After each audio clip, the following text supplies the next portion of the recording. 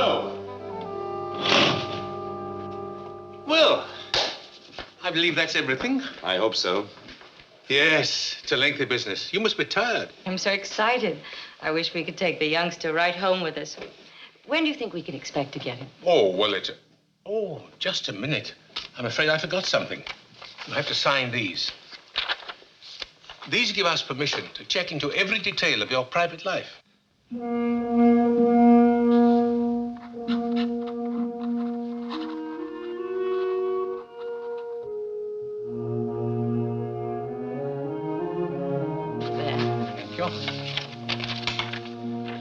Thank you. Well, that does it, I think. I'm sorry to have kept you so long, but you understand that we must be most careful. After all, it's a child's life. Our investigation can't be too thorough. How long will it be? Well, it all depends. Matter of months, perhaps, but we'll keep you posted. Thank you very much. Eve, dear, we'll be late. Goodbye, and please hurry. Goodbye. Goodbye. Thank you. Goodbye. Bye.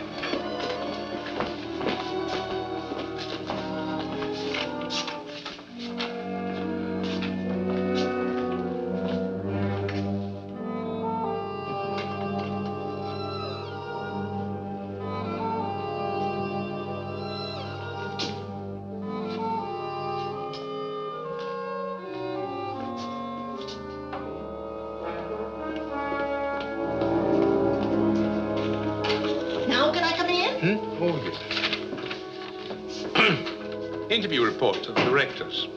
Names of applicants, Harry and Eve Graham. She is 32, he's 38. Occupation, traveling salesman for the Sutter Sales Corporation, dealing in electrical appliances. The company is owned by the Grahams and was started about 4 years ago. Mrs. Graham appears to be very capable. She handles the office work. Mr. Graham covers the Los Angeles area, where they hold a sales franchise for a deep freeze concern. Their income, presently about 20,000. Married 8 years. You don't need to wait for me. I'll straighten up. Yeah, I tried that once before. Nearly lost my job. You and your cleaning up. Well, go on. You're not disturbing me one bit. Mrs. Graham is unable to have a family. Her problem is of undetermined origin. But we'll check several physicians who have examined her during the past 8 years. They will take an older child, 4 or 5 years, of either sex. From the preliminary interview, it's my opinion they would make fit parents, but something bothers me about Mr. Graham. He seemed impatient during the interview. A chip on the shoulder sort of attitude. He behaved rather strangely when signing the permission to investigate form. Perhaps this is my imagination. I'll report further when I visit the Grahams' home for the customary inspection next week. Whew. Well, that's that. If all the others was like you, there wouldn't be any babies given away in this state at all. Why are you such an old fuss budget, huh? If you had made a mistake once, you wouldn't want to ever let it happen again. Not where a child is involved. No. Well, goodbye, dearie. Eve Graham. To Sutter Street and Harry Graham.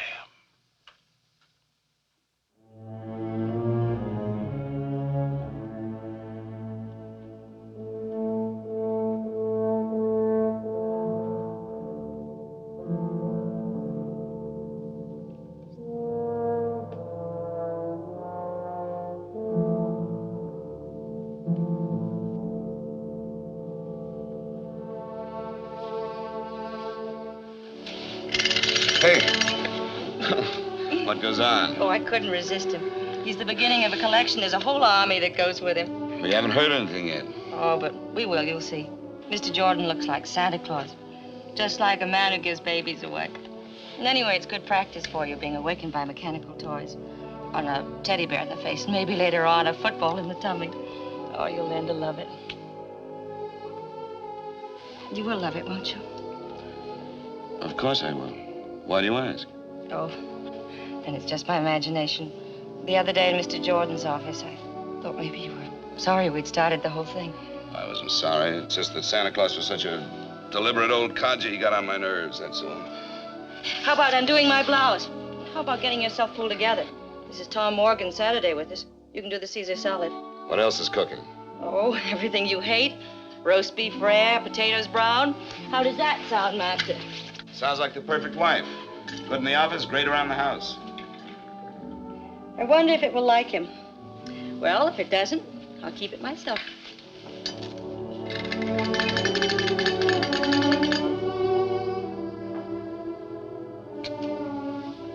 I remember other Saturday afternoons when it was always like this.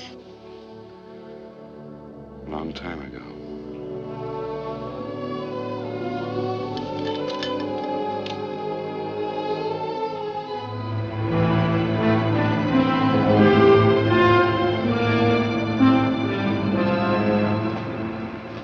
You know, this really is a beautifully planned apartment. Yes, we think so. Immaculate. You sure you won't have something? A Coke? Could I have a glass of milk instead? Yes, surely, sir. Thank you. My stomach, my work, all the tension.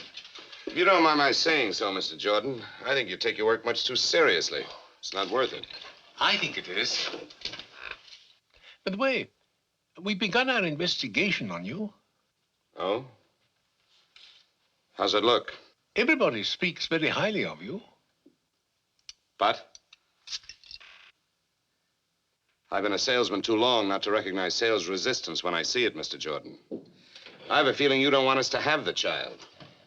Oh, I wouldn't say that. Thank you. Well? Am I right? I don't know whether I do or not. At least not yet. I understand you spend a great deal of time in Los Angeles on business. Yes, that's right. Then perhaps you could give me the names of some of the people down there with whom you work. Oh, it's all routine, nothing more than that. You're very conscientious, aren't you, Mr. Jordan?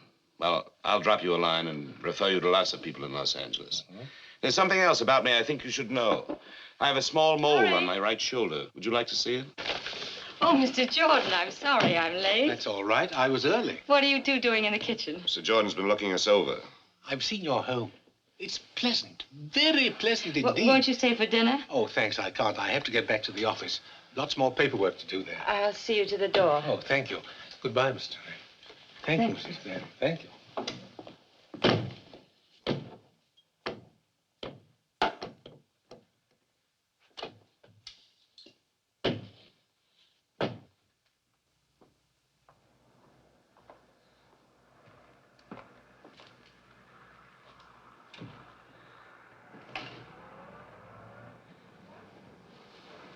What happened between you two? Oh, I'm sorry, Eve. I don't know what hit me. Sorry. He said he liked you, but didn't think you liked him. Oh? Anything else? But we could start fixing up that room, and he thought I'd be a good mother. Once Mr. Jordan is right.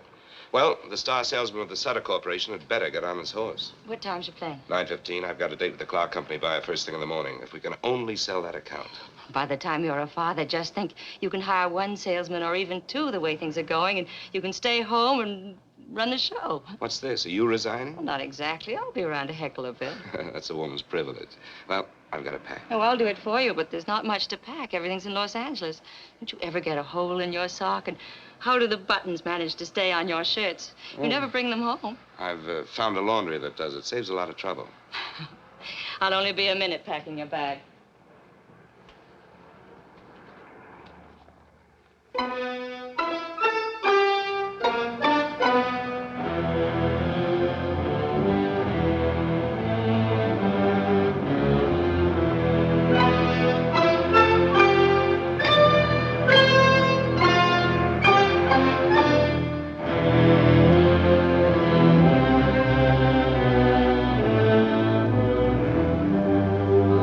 Oh, yes. I know Harry Graham very well. Like him. He handled our product for several years until... Until what? We didn't fire him, if that's what you're getting at. He fired us. Got a better deal. I see. I'd give my shirt to get Graham back. And you can tell him I said so. Thank you.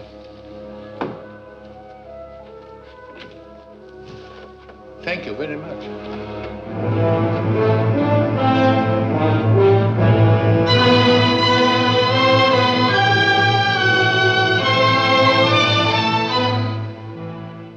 You see, the Grahams wish to adopt a child, and we must have certain information. Well, isn't that nice? They want to adopt a baby. How long has Mr. Graham made his office here? Oh, I guess about 2 years. Where does he live when he's in Los Angeles? I guess he just lives around. Hotels, motels, wherever he can get in. It's cocktail time, honey. Are you with me? Mr. Jordan, this is Roy Esterly. Oh, I'm very pleased to meet you. What line are you in? Mr. Jordan is getting some information on Harry Graham. Oh, Harry's not in any trouble. Mr. Jordan's not a cop. I'll tell you later. Okay, sweetie. You fill him in on Mr. Exclusive, and when you get through, come on back and have a little chat with me, huh? Excuse me, but could I ask you a few questions? Well, sure. Fire away. What do you know of Mr. Graham? Oh, he's a good guy. But you called him Mr. Exclusive. Oh, well, I was kind of kidding, I guess. See, we never see him except here in the office, and of course, when he's here, he's buried in work. You know, I can't understand how a guy can live without a little social life. So he's not a playboy, like some cornballs I could mention. Playboy. He's the original Invisible Man. You never see him anywhere. He's not at the hotels, restaurants, nightclubs. Man comes to town, and just like that, he disappears. Mr. Jordan, I have an idea. I'm sure Harry will be calling in. You can get everything you want right from him. I'll call the hotels for you. Why don't you just sit over there at Harry's desk?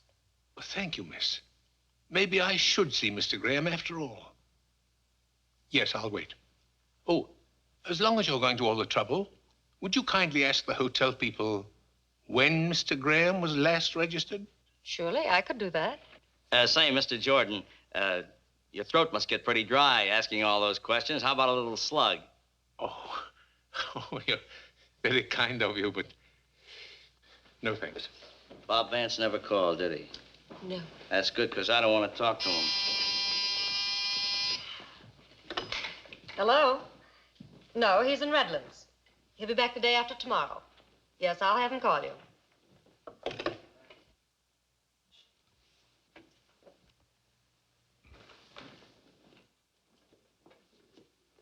Harrison Graham. Harrison Graham. Good night.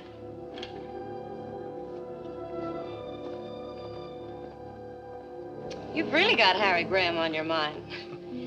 I'm sorry it took so long, but the hotels had a check. You know, it's funny, but he hasn't registered any of them for months. Several of them remember him. Of course, he could be staying at a rooming house, but that doesn't sound like him. He likes everything nice. You're very kind. I'm sorry for all the trouble. By the way, is Mr. Graham known by any other name than Harry? No, his name is Harry. Look, Mr. Jordan, he was in yesterday, and I know I'll be hearing from him soon. Give me a number, and I'll have him call you. Or maybe you've gotten everything you need, huh? No, not yet. Excuse me, it's that board. Ah, thank you. Graham, Harrison Graham, 132 Brinkman.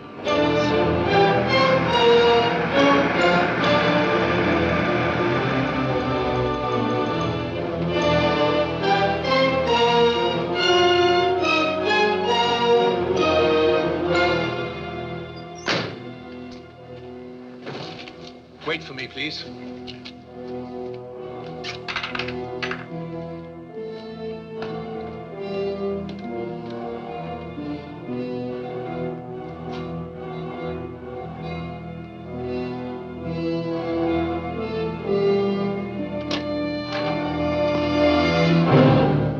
Good evening. Hello. Aren't you a little off your beat? Well, I was coming to Los Angeles anyway for a meeting tomorrow. I'm reading a paper at the welfare convention. Oh, how nice. So while I was here, I've been doing a little checking up on you. Tell me, why are you listed in the telephone book under Harrison Graham? Harrison Graham's my real name. Oh, you changed it? Some time ago. I thought it sounded a little formal, if you know what I mean. Yeah, but in San Francisco, you're listed as Harry. The phone company got it mixed up. Look, I'm dead on my feet. I just got home from work a couple of hours ago. Suppose we meet for lunch tomorrow. Maybe we can learn to get along. Well, I'm busy tomorrow, but I'm sorry I bothered you. But after all, it is my job. I understand. Yeah. Good night. Good night.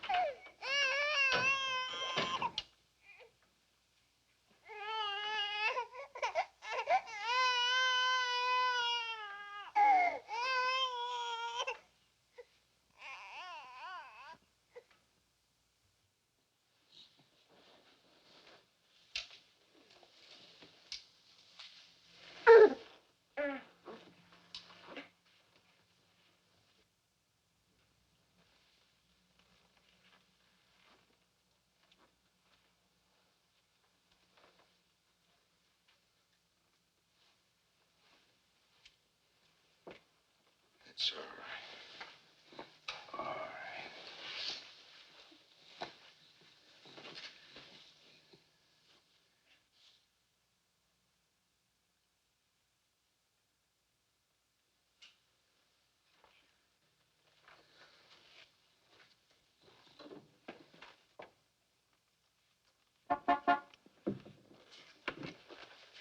Pay him off. Tell him to go. You wake them both up. My wife's sick, too. She's in the other room asleep. She's been up with the baby 2 nights in a row.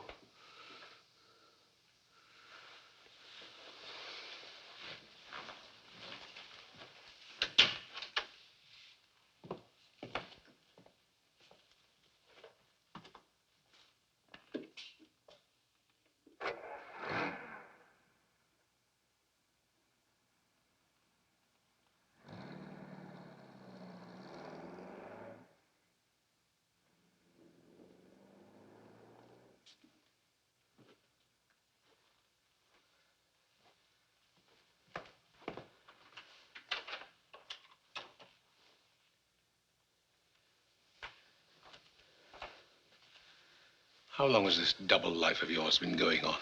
About 8 months. And you tried to adopt a child. What are you going to do? Call the police. You can't. Not now. Not with her like this. Please, I've got to try to make you understand. Please. I can't believe it. I can't. How could a man like you, successful, admired, get into a position as vile as this? How? I don't know. I don't know how. Loneliness, I guess. Have you ever spent half your life living in hotel rooms, eating in restaurants with only a newspaper for company, walking the streets, looking for a movie you haven't seen? Well, that's the way it was one Sunday afternoon when I was stuck in Los Angeles. Couldn't get home to spend the weekend with Eve. I called her, but we didn't talk about us. She was in one of her executive moods, career woman. You've never seen her that way. She's different now. Anyway, when I got off the phone, I was twice as lonely. I felt as if the walls of the hotel room were closing in on me. So I decided to go out for a walk. Some men on the road escape their loneliness with women who are easy to get. But that didn't work with me. In all the years of my marriage, I never looked at another woman. Eve was my whole life. Yet, sometimes in those years, I felt a distance between us which was more than miles. When we found out we couldn't have children, Eve was bitter, restless. It was my idea coming into the business. She caught on fast. So fast, she doubled our sales in no time. And our marriage, well, it became a business partnership. So on that particular Sunday, my aloneness was like a pain. Visit that fabulous Beverly Hills. It's only $3.25 in food and tax. And we'll give you something to talk about when you get back to your hometown. Hey, folks, the jury's just about ready to leave. See the homes of all of Hollywood's greatest movie stars. Visit that fabulous Beverly Hills. It's only $3.25 including tax. And it'll give you something to talk about when you get back to your hometown. I liked movies, though I really didn't care where Clark Gable lived. But here were people going someplace, and I went along with them. Hey, folks. Ladies and gentlemen, this is glamorous Beverly Hills. Here are the most beautiful homes in the world, where your favorite stars of screen live and play.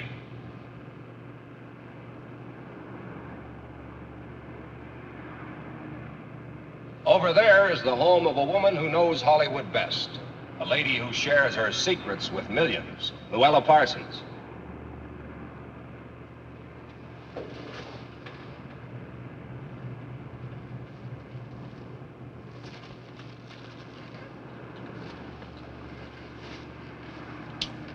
Thanks. Here we are. On your right is the home of that shy and modest man, Harvey's friend and yours, Jimmy Stewart. Now take a look on your left, and you'll see the home of that funny, funny man, Jack the Miser Benny.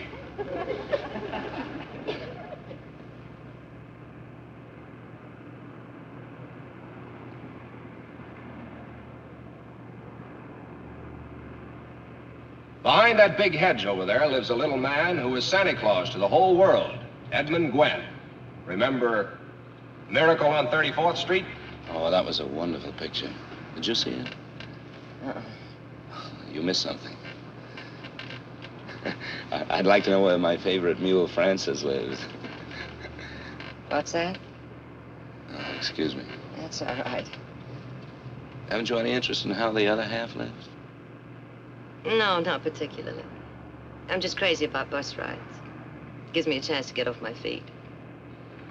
And here is a home of a man who's good with the jokes and a genius at the piano, Oscar Levant. Oh, I heard him play a Gershwin concert once. He was just great. What is this, the story of your life?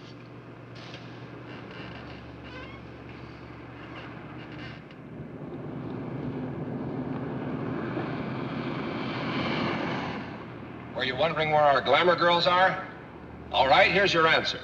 On the right, you see the home of that fine actress, Barbara Stanwyck. The White House, also on the right, is where lovely Jane Wyman lives.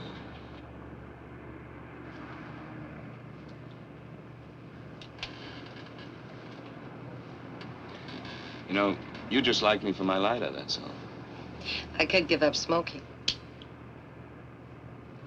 Thanks. Don't mention it. If this is a sample of your work, you're not very good at pickups.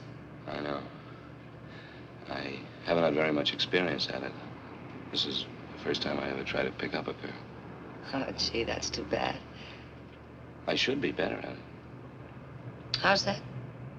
Well, I'm one of those terrible fellas that frightens the farmer's daughter, you know. I'm a traveling salesman, only a kind of backwards one. Yeah, you could use a few tips, like, I'm sad and lonely, just want someone to talk to.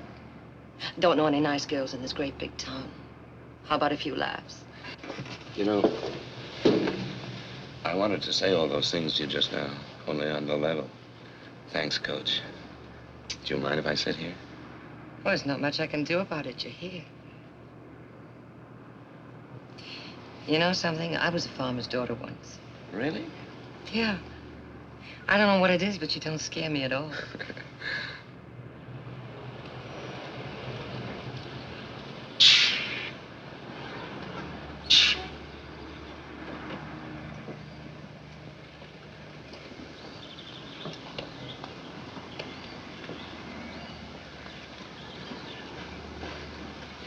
Well, thanks for the use of the lighter.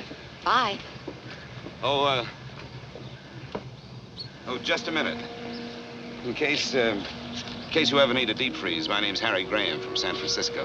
Oh, well, that's nice. Mine's Phyllis Martin from here. From here? This doesn't look like very good farmland. You told me you were a farmer's daughter. Yes, well, that was a long time ago. Oh. Thanks. Oops, doesn't work. Well, remember me to Jack Benny. And there's something else you should know about traveling salesmen. You kill me. They have very large expense accounts and frequently buy dinner for pretty girls they meet on buses. Well, I must say your style's improving fast. But I'm afraid I can't. Sorry. I'm sorry, too. Yeah, well.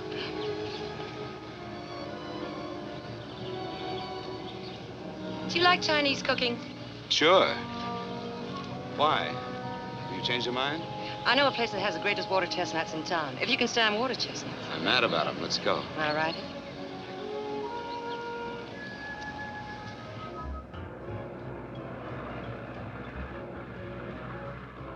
Early American Chinese. You're gonna love it.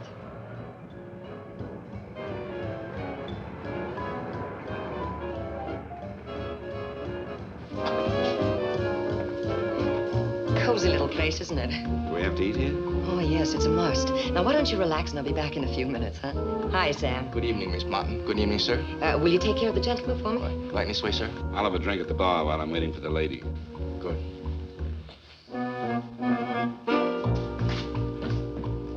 Scotch and soda, please.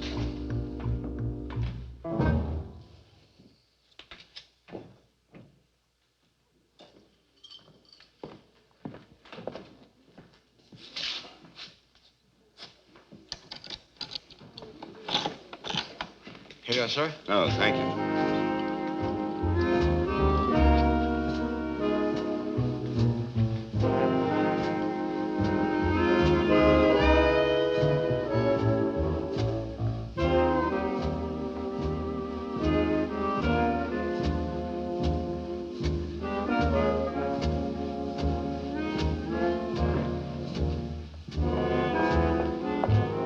Dinner's ready. Table's over there. Oh, no.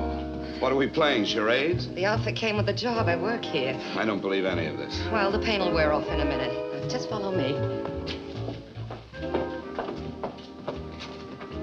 Egg soup. Very healing. I ordered the rest of the dinner for you, too. Aren't you allowed to sit with the customers?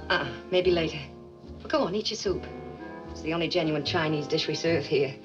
The guy who owns the place used to run a string of hot dog stands. His name's Hannigan. You sure you can't sit down? No, I can't. Try it. How was it? Tastes good. Say, where are all the people? Oh, Sundays are quiet. And all the rest of the week. How long have you been working here? About 6 months.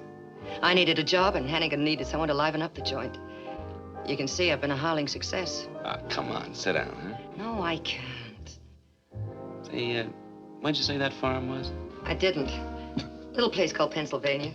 How'd you get all the way to Los Angeles? Well, I wanted to see the world. So you started with China, huh? That's right. You know something? They've never heard of chop suey in China. You don't say. That's right. It's the house specialty here. And the next course, if you can stand it.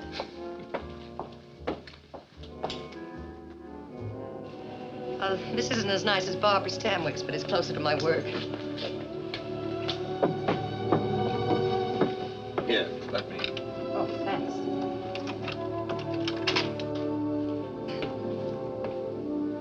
Well, thanks for a lovely evening. There's nothing. Drop in again sometime. So long. You know, we've been together 7 hours, and I still don't know a thing about you, except that you're the nicest stranger I ever met on a bus. Well, I don't know anything about you either. Let's leave it that way, huh? All right.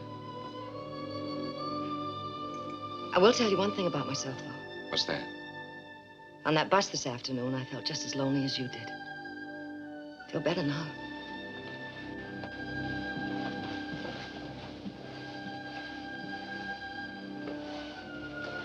I guess all traveling salesmen aren't alike, huh? Some of us are quite harmless. Yeah, you're kind of special. Good night. I never expected to see Phyllis again. But but I knew I'd remember this day when two strangers helped each other through a lonely Sunday. I felt good again, not very sleepy. We're ready with your call to San Francisco. Yes, thank you, operator. Eve? My, 2 calls in one day. Well, never mind, darling. This is deductible business. Monkey business. I cheated on you today. I thought you should be the first to know. Haven't you heard? The wife is always the last to know. I'm serious. A beautiful brunette, all curves and soft shoulders. Oh, how wonderful. I hope you'll be very happy together. What kind of talk is that? Aren't you even jealous? You won't spoil my sleep one bit. You're mighty sure of me, aren't you? Very sure of you, my darling. She wasn't really beautiful, just nice. Kind of a funny little mouse. Don't you want to know how I made out? Oh, I forgot. I heard that Duff's may open 3 more retail outlets in Los Angeles County. Got a pencil handy? Better write down this name and address. Are you listening? Here it is. He's the merchandise manager. Yes, I'm listening, Eve. I've got it. I wish you were here with me right now. I didn't even touch her. Touch who? You know, the funny little mouse. What a shame. Better luck next time. Harry, I got a special delivery from Mother today. Oh? What's the news? Well, Father's quite ill. Nothing serious, I suppose, but I'm a little worried. I wouldn't worry, darling. I'm sure he'll be all right. Eve, I've got to make the rounds. I'll call you in a couple of days. Good night. Night.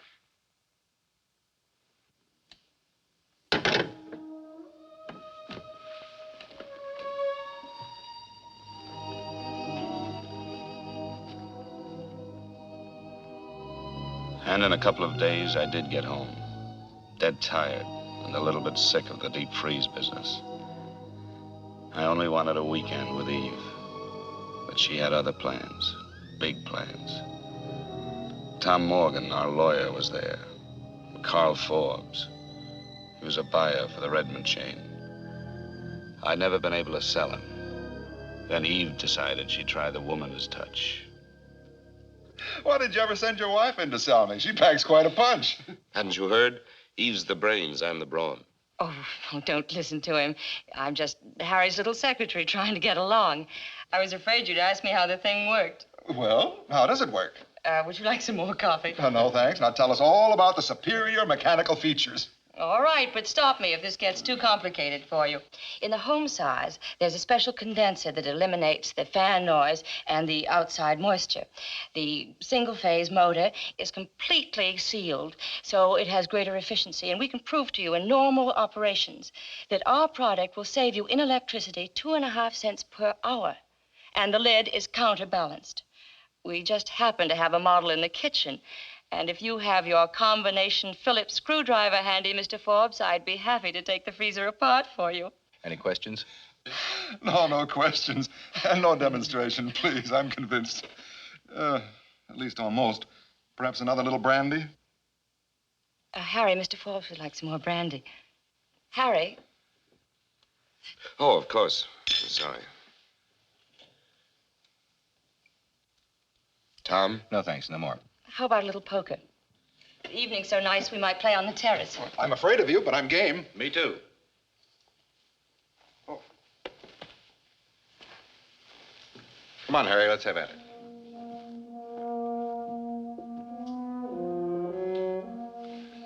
You know, I think we're really on our way. I'm sure we got Forbes. It's the power of a woman for you. Oh, I'm so happy. I'm so sleepy. Good night, darling. Eve, I just figured something out. In the last month, we've been together 6 days and 14 hours, not counting when we're asleep. Doesn't make any sense. Did you hear me? 6 days and 14 hours.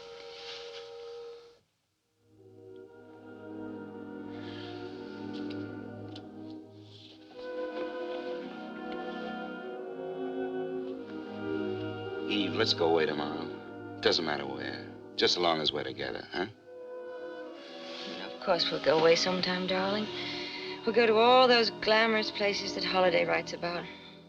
We'll do it Frisk happened to. Let's not wait, Eve. Our marriage is the only thing that really matters. I love our marriage. My dog.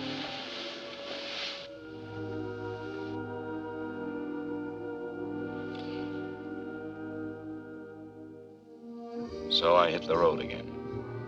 When I got back to Los Angeles, I found myself dropping into the Canton Cafe.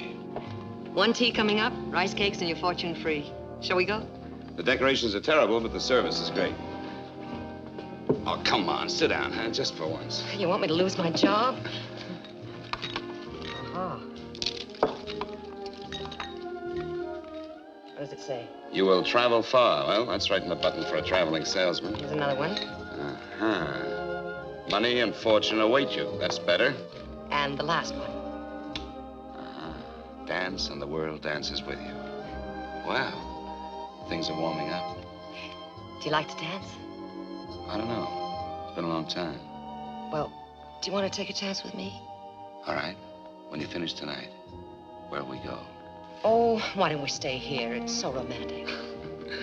You're a little character. Miss Martin, Oh. over there. Sorry. See you later. That night we danced. There were other evenings with Phyllis, too. We asked nothing of each other. I had never kissed her, never touched her. Just being together was enough. But all the time, I suppose we were fooling ourselves. Ready. Good night, Sam. Good night. Good night. Thanks. Well, Phyllis, tomorrow's my birthday. Do you want to have dinner with me? Help me celebrate? I'd love to. And tomorrow's my day off. I'll pick you up at 7. Sure you haven't anything better to do? I'm sure. Okay. Phyllis.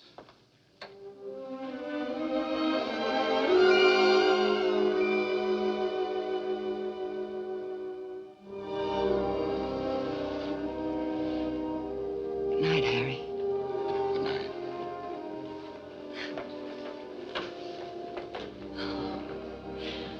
See you tomorrow then, huh? At 7.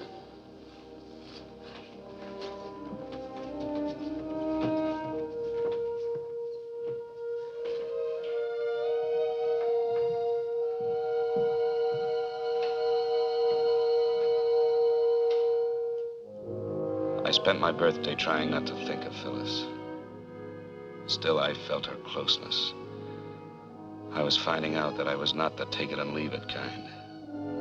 I knew then I couldn't see Phyllis again, that night or any night. I felt like someone who walks away from the edge of a cliff, back onto solid ground. I felt pretty low, too, about walking out on her. But it was better this way, much better. Come in. Tray's over there.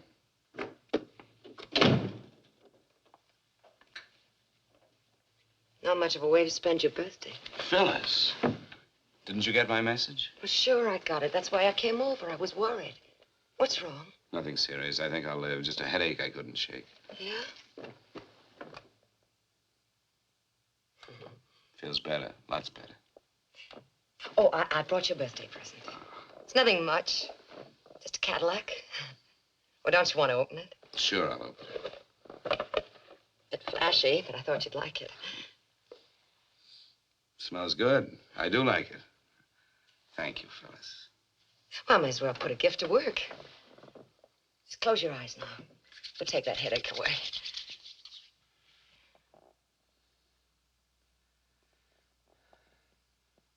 It's working already.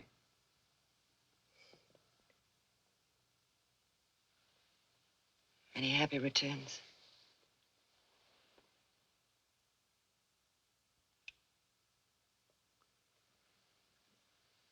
You know something? The headache's all gone. We're going to have that dinner after all. Oh, no, we're not going anywhere. You're going to take it easy. Lady, you have healing powers that are miraculous. I can already hear a soft piano, champagne corks popping, and I know just the place we're going to. We're going to Acapulco. You're crazy. Yes, and I need a shave, too. Look, I'll go home and get into something slinky, then pick me up in 15 minutes, huh? All right. I'll get into something real uncomfortable. You kill me. See you.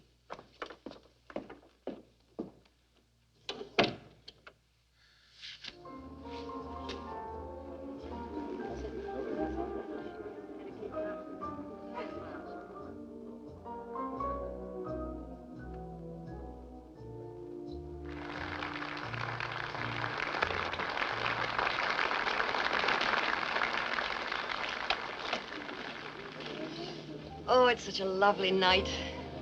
This is going to be even better than the last part. I'm glad your birthday only comes once a year. This once was worth it.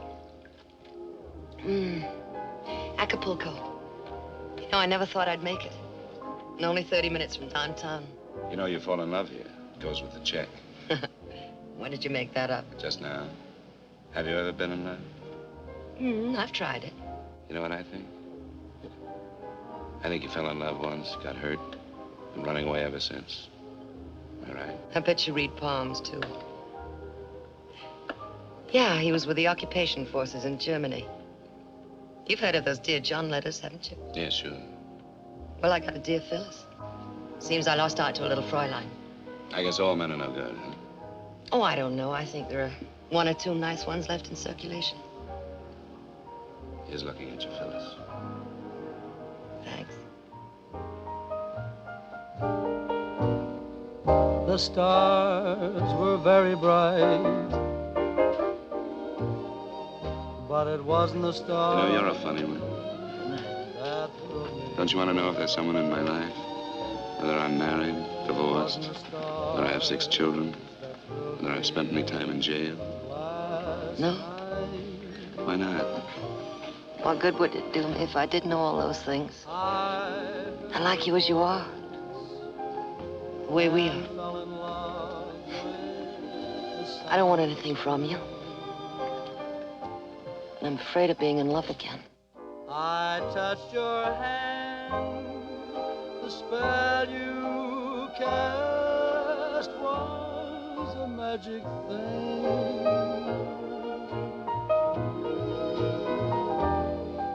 We watched the moon in flight, but it wasn't the moon that thrilled me. No, it wasn't the moon that brought such delight. I felt a thrill so new the moment I kissed you. Heavens faded from sight. No, it wasn't the stars, and it wasn't the moon. You know, I'm going away again tomorrow. Tomorrow's a long time off.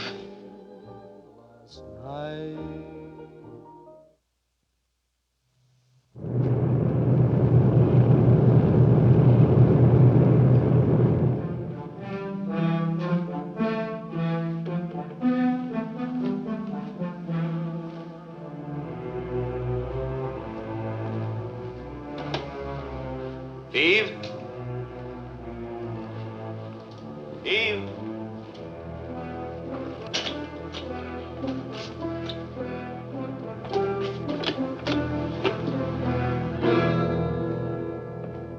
Eve. What's wrong? Darling, I'm so glad you're back. What's the matter? Father's had a heart attack. His condition's critical, and I have to go at once. Oh, poor baby. I'm sorry. He's such a great guy. Do you want me to go with you? Thanks, but you better stay here and take care of things. Anyway, I got the last seat on the plane. What time? 10 o'clock. I changed planes at New Orleans for Miami. What about money? All right, I cashed a check on the company. How was the trip? Pretty good. We got the Barlow account, but it took some doing. Good boy. Hartnell's in Ventura is complaining about factory deliveries. I got that all straightened out. Oh, fine. Well, I'll take care of the office here until you get back. If you need any help, call. I'll hop a plane. Maybe he'll pull out of it, huh? I hope so. Ooh, I almost forgot. Oh, lovely. You like it? I'm crazy about it. Put it on for me, will you? What do I have to thank for this? All that new work with Barlow's or that cute little mouse you told me about? Did my boy step out of line? You thank me. Oh, and I do like this. Oh, Eve. This last trip. It's no good being away from each other.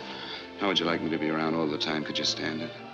What do you mean? One of these days soon we'll put a man on. I've got my eye on a fellow. I think I'm going to cry. I should be so happy if it went to... Finish your packing, darling. I'll make us a couple of drinks.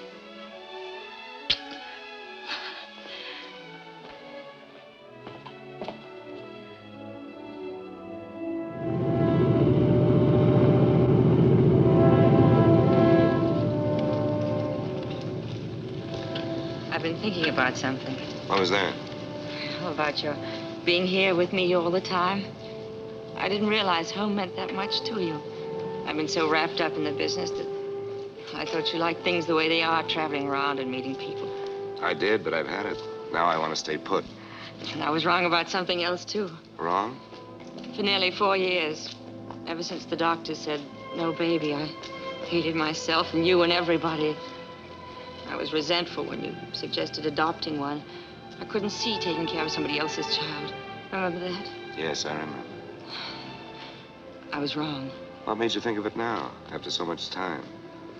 Maybe it was the telegram from home. I suddenly thought of how much my family meant to me and how much they loved me. And it seemed selfish not to pass it along to a little child that needed it. Even if it isn't your own? It doesn't seem to make any difference. You still want one? Yes, of course I do. Well, then, would you see maybe about getting one while I'm away? Yes, I will, Eve. Tomorrow morning, the very first thing. I thought you'd forgotten all about it, that the business was our baby. Will you forgive me for taking so long? Yes, I forgive you. Announcing the departure of American Airlines Flight number 516 to Atlanta and New Orleans, connecting with Miami. All aboard, please. Well, that's us.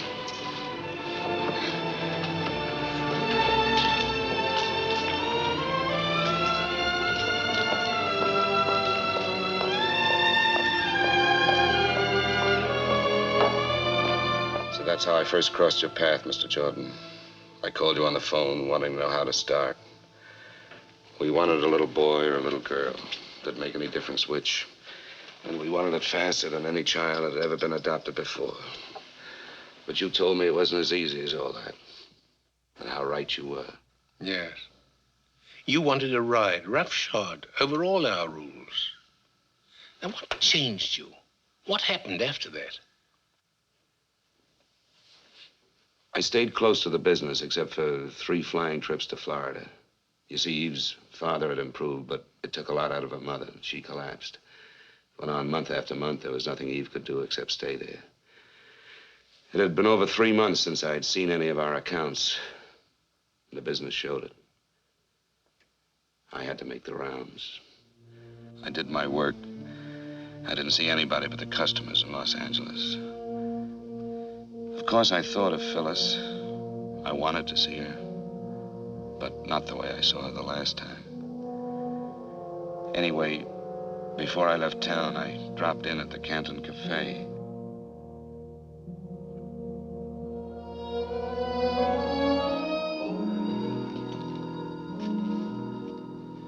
Hi, Sam. Hello, Mr. Crane. We miss you. Thanks, Sam.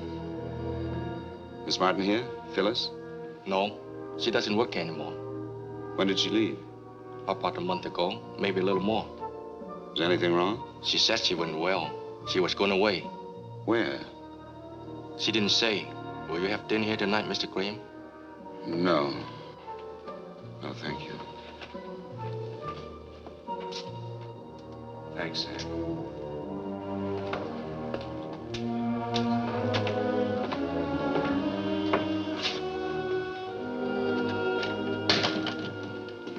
Yes? Is Miss Martin in? Miss Phyllis Martin. What do you want? My name's Harry Graham. I'm an old friend of hers. Does she still live here?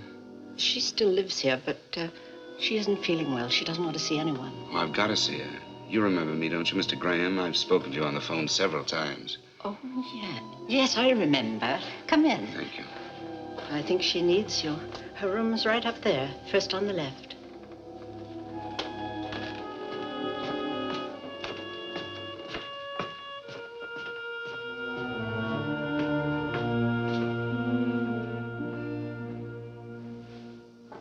Come in.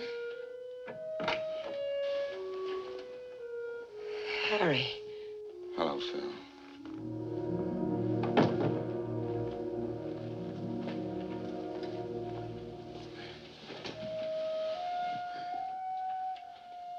What's the trouble? Nothing. It's good to see you again. I just got back from San Francisco. I've been working there for the last few months. I went to the restaurant and they told me. And I had trouble getting past your guard downstairs. Well, now that you found me again, how are things in the deep freeze business? What was it, hot water heaters? Phil, what did the landlady mean just now when she said she needs you? I don't know. Come on. Look, I don't need anybody. I can take care of myself. I'm a big girl now. Phil. Was it that night? My birthday? It's yours, if that's what you mean. I know. Harry, you don't have to do anything about it. But I want to do something about it. No, I don't trap my men this way. You're free just as you always were. Why didn't you want to see me? What were you afraid of? I don't know. I guess maybe I was afraid you wouldn't want me to have it. I don't think I could stand that. You see, I never had anything of my own until now. Don't be afraid. Of course I want you to have the baby. I'll take care of everything. Don't worry. Look. I've got some things to do. You stay here and rest a while. I'll be back later. Good. And Phil, I'm glad, terribly glad I found you. So am I. Come on.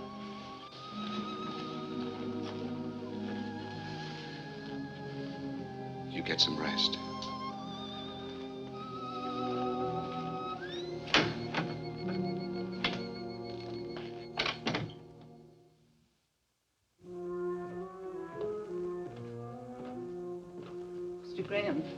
Mr. Graham, this is Dr. Wallace. He's taking care of Phyllis. I was just going up to see her. How is she, Doctor? Could I speak to you for a minute? Yes, surely. Excuse me. I think she's going to be all right. She's had a rough time of it this last month. 2 transfusions. And she's not very strong to start with. Then there's the mental, emotional state to contend with. You can understand. Yes, I understand. I think things will be better now that you're here. I'll take care of everything. Please give her the best. I'm glad she means something to you. She can be hurt just like the rest of us. Fooled me at first with that flip, hard act of hers. But that's not the real Phyllis. You must know that.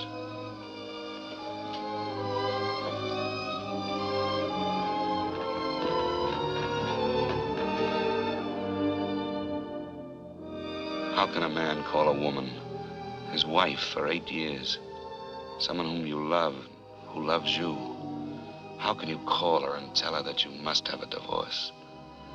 Worse than that, you've been unfaithful. You're going to be a father. How can you hurt someone so much?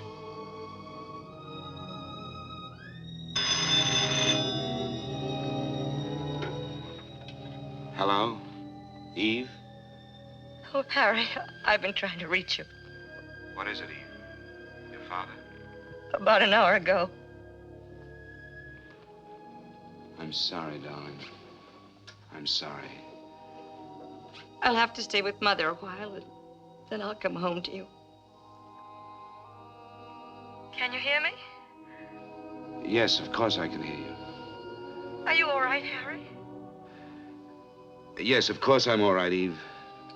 Give your mother my love and take care of yourself. Goodbye. Goodbye.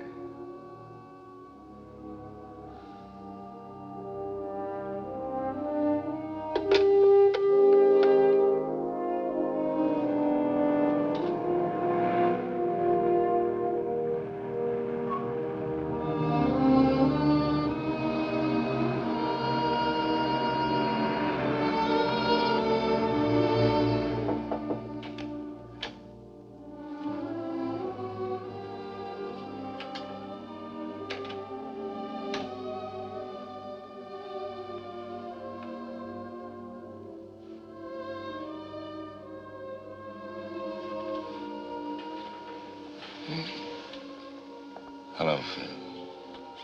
Hello. I forgot to ask you something. Yeah, what was that? Will you marry me? No. Not this way. I'm not asking you. I'm asking you.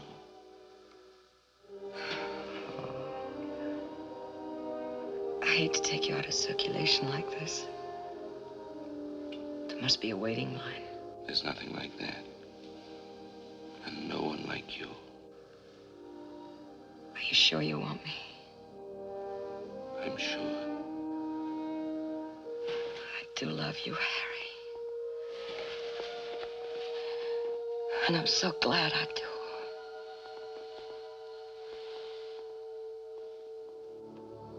I stayed with her until she fell asleep. You may laugh, Mr. Jordan, but for the first time, I felt needed. I loved Eve, but I never felt she needed me. How did you expect to get away with it? I didn't. What did you do when Mrs. Graham came home a few weeks after your other marriage? Why didn't you tell her then? Wasn't that the plan? Yes, that was the plan. That was also the time when you came in again, Mr. Jordan. Will you have some cream? Oh, I have been away a long time. I never take cream, remember me? I'm sorry, I forgot. I have a surprise for you. Surprise? A sentimental surprise. Come on, bring your coffee.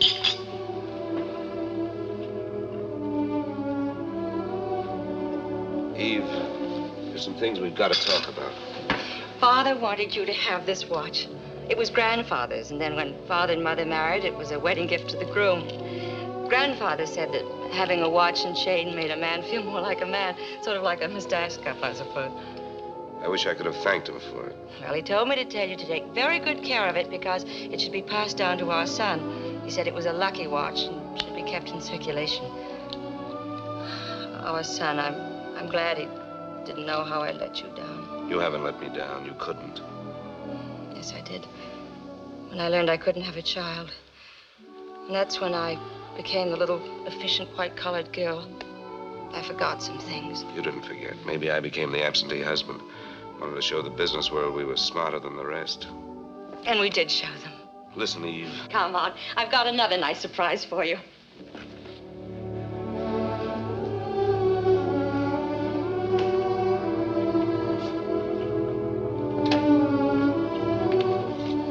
The light doesn't work. Leave the door open so we can see. I cleaned it up today. But don't worry about your golf clubs. I put all our junk in the closet and I stored the suitcases. Oh, I think it's going to be very nice when we get it fixed up. Go a little slower, Eve. I'm not with you. Remember Mr. Jordan?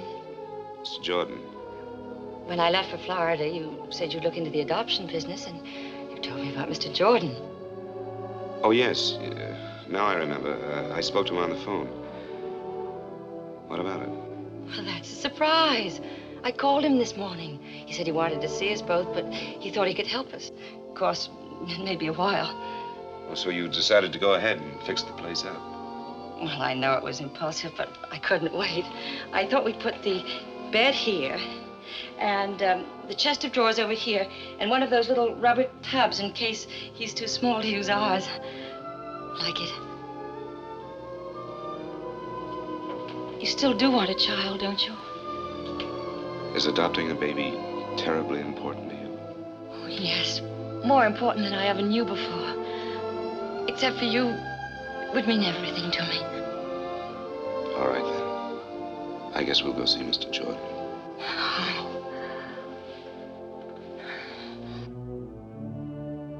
So that's how I crossed your path once more, Mr. Jordan. What was in your mind? Did you think you could live this life for a lifetime? Well, when I realized how much a child meant to Eve, I decided to help her by staying married until the baby became legally ours. Then I'd get out of her life. I must say, that was both a gallant and a foolish scheme.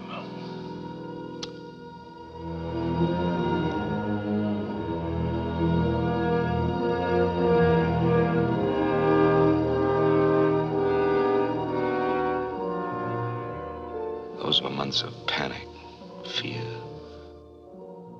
Like the night my son was born prematurely, just as the doctor predicted.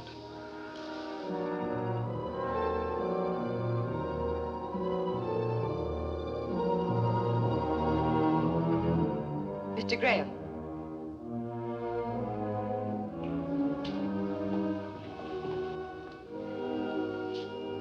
Mr. Graham, you have a little boy. You can see him through the window down there.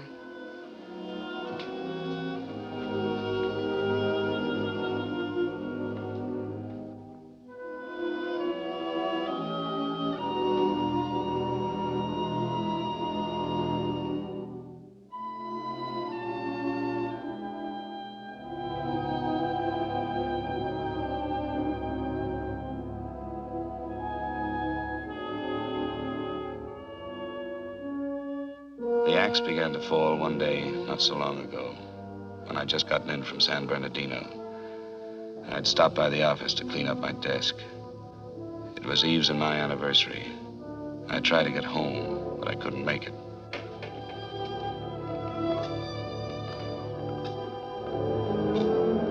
Is there a man in this joint that's been married 8 years? Eve. Don't look so shocked. I'm your anniversary present. I almost didn't find you. I called all the hotels you've ever stayed in. Where are you staying? Oh, I'm not. I just got back from San Bernardino. Did you get my flowers? Oh, I didn't wait for that. I got your wire and decided something should be done about it, so here I am. Aren't you glad? Of course I am. I was just about to call you. Oh, never mind that. How about closing up the store and buying me a dinner? You bet I will. As a matter of fact, we're doing so well, I'll put it on the expense account. Let's get started on our 9th year.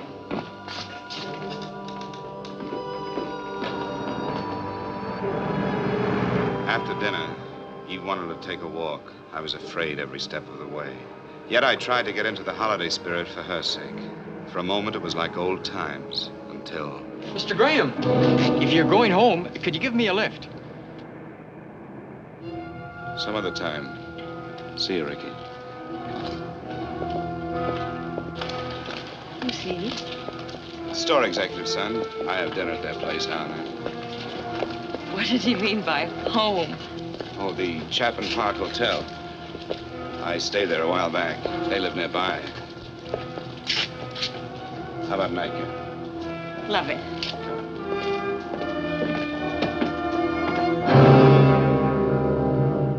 After I put Eve on the plane for San Francisco, I came home to Phyllis and more of my insane double life. I was beginning to act and think like a criminal, afraid to be found out, yet sick of deceit and lies.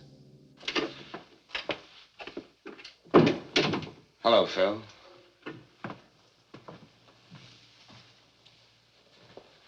Danny asleep? That's right. All right, Phil, out with it. Surprised you came back. What do you mean? Let it go. No, Phil. I won't let it go. I want you to tell me. All right. You must know I'm feeling a little cheap, that's all. Ricky. Worse than that, Ricky's mother. Oh, she couldn't wait to phone me all the grisly details. Made a wonderful story out of it. You know, just like the Sunday papers. Husband's supposed to be out of town. Secretly meets another woman. Secretly. He might have done a neater job of it, Harry. Yes. Yes, you're right. Getting awfully excited over one, aren't I? There must have been others. No, no others. Well, that's a comfort. I'm behaving like a fool. After all, I dragged you into this marriage. Stop it. Don't say that. It's not true, and you know it. Leave me alone, will you? Listen to me. There's something I've got to tell you. Please. Just leave me alone. Phil, you must listen. Harry, get out, will you? Phil. Get out.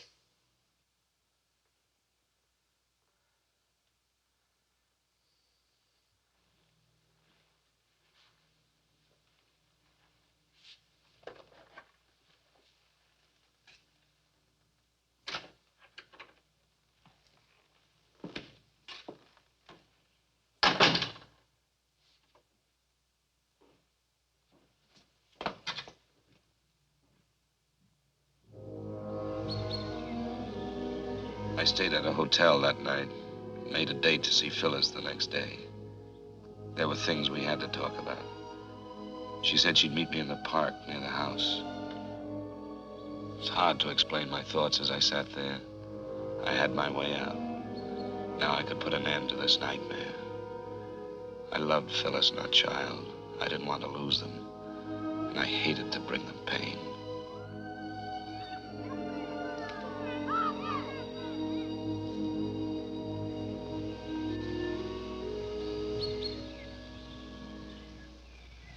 Hello, Phyllis. Hi. Cigarette? No, thanks. How's Danny? He's fine. I had Miss Higgins come over and sit with him. Look tired. Yeah? Well, I didn't sleep too well last night. Neither did I. What did you want to talk about, Harry? I've been thinking I could manage $85 a week. Can you and Danny make it? Sure.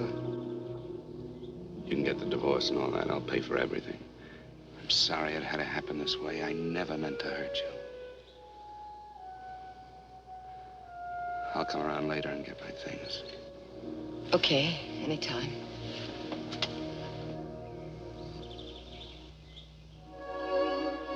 Goodbye, Phil. Goodbye. Harry.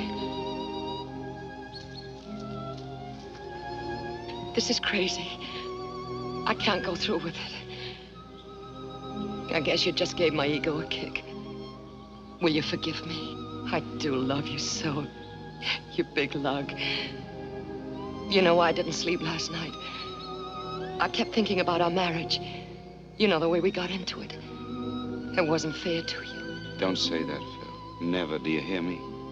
Please, take me home, will you? You really want me to? Oh, yes. We need you. Come on.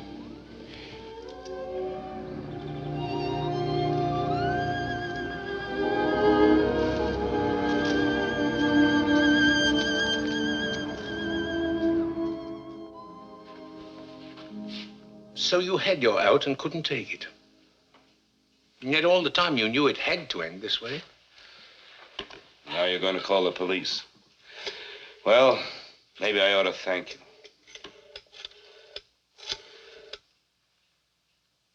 I'd like a taxi at 132 Brinkman Street, please.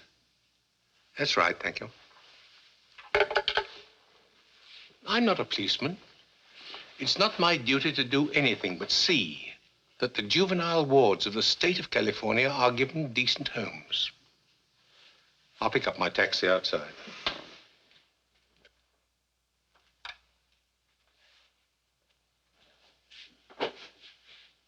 I can't figure out my feelings toward you. I despise you, and I pity you. I don't even want to shake your hand, and yet I almost wish you luck.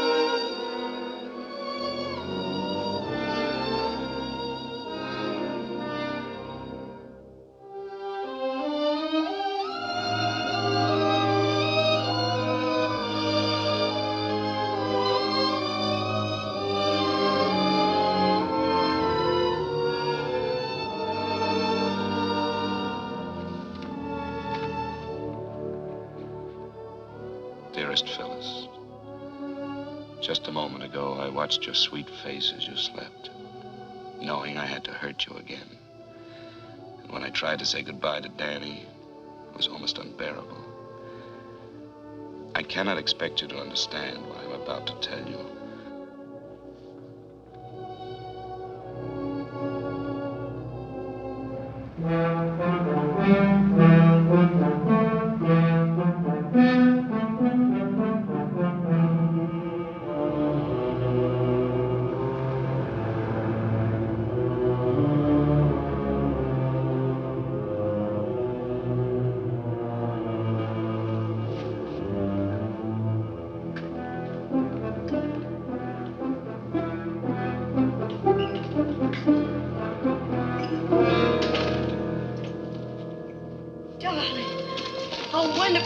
Why didn't you tell me? I couldn't. I have to go away. Go away? Where? I can't explain now. There isn't time. There isn't time. What do you mean? Tell me. I wanted to tell you. That's why I came back. But now there are people waiting for me downstairs.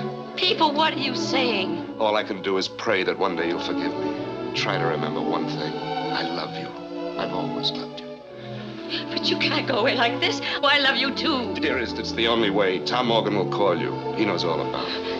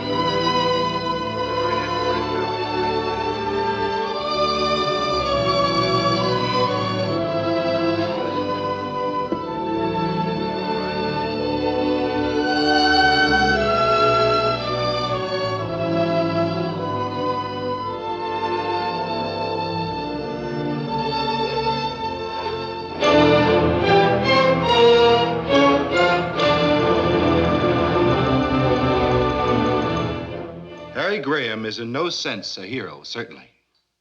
But neither is he a monster. He's an ordinary man that made one terrible mistake. In this case, there's a peculiar sense of irony. If Harry Graham had taken Phyllis Martin as his mistress, some people would have winked an eye and turned their head. But because he gave her and the child she bore him his name and an honorable place in the community, he must be utterly destroyed. Now, I don't deny that the defendant should be punished. But I do believe that in this case, punishment might well be tempered with mercy. Thank you. As the prosecutor has pointed out, there are many bigamous marriages going on that nobody knows about.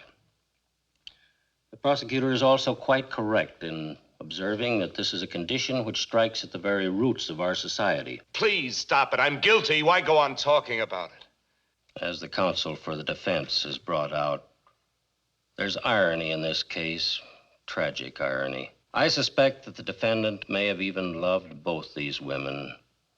Perhaps he even needed them both. I also suspect that he may now have lost them both.